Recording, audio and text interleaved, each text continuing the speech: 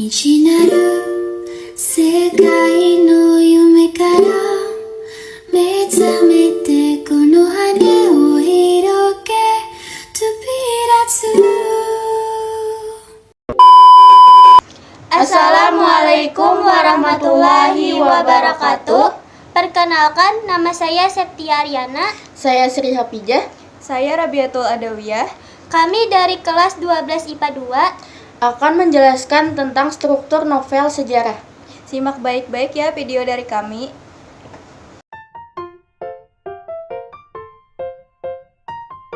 Halo teman-teman. Kali ini saya akan menjelaskan tentang struktur teks cerita sejarah. Sebelum masuk ke pembahasan, kalian tahu nggak sih apa itu pengertian novel sejarah? Novel sejarah merupakan salah satu jenis karya sastra yang menceritakan kejadian di masa lampau. Perlu kalian ketahui, novel sejarah ini tergolong ke dalam rekon imajinatif. Artinya, novel tersebut didasarkan atas fakta-fakta sejarah yang kemudian dikisahkan kembali dengan sudut pandang lain yang tidak muncul dalam fakta sejarah, misalnya kegemaran, emosi, dan keluarga. Melalui teks cerita sejarah, kita dapat mengetahui asal-usul atau latar belakang benda, fakta, atau peristiwa sehingga memiliki nilai sejarah. Oleh karena itu, penyusunan dan penulisan teks cerita sejarah memuat fakta peristiwa sejarah. Nah, kalau sudah tahu pengertiannya, kita akan mulai membahas tentang struktur novel sejarah. Yang pertama, ada pengenalan situasi cerita atau orientasi. Dalam bagian ini, pengarang memperkenalkan setting cerita, baik waktu, tempat, maupun peristiwa. Selain itu, orientasi juga dapat disajikan dengan mengenalkan para tokoh, menata adegan, dan hubungan antar tokoh. Yang kedua, ada pengungkapan peristiwa. Dalam bagian ini, disajikan peristiwa awal yang menimbulkan berbagai masalah, pertentangan, ataupun kesukaran-kesukaran bagi para tokohnya.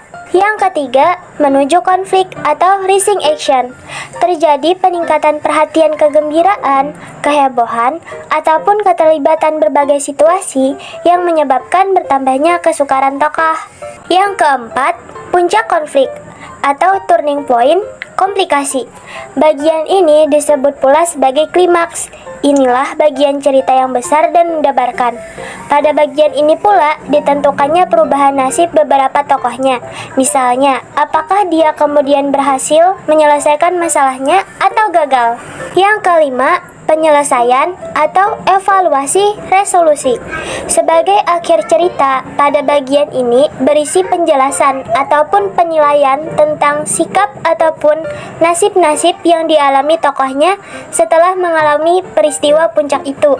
Pada bagian ini pun sering pula dinyatakan wujud akhir dari kondisi ataupun nasib akhir yang dialami tokoh utama.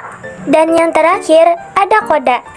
Bagian ini berupa komentar terhadap keseluruhan isi cerita yang fungsinya sebagai penutup. Komentar yang dimaksud bisa disampaikan langsung oleh pengarang atau dengan mewakilkan pada seorang tokoh. Hanya saja, tidak setiap novel memiliki koda. Bahkan, novel-novel modern lebih banyak menyerahkan simpulan akhir ceritanya itu kepada para pembacanya. Mereka dibiarkan menebak-nebak sendiri penyelesaian ceritanya. Sekian video dari kami. Semoga bermanfaat. Apabila ada kesalahan dalam video, mohon dimaafkan. Wassalamualaikum warahmatullahi wabarakatuh. まだ止めないで誰よりも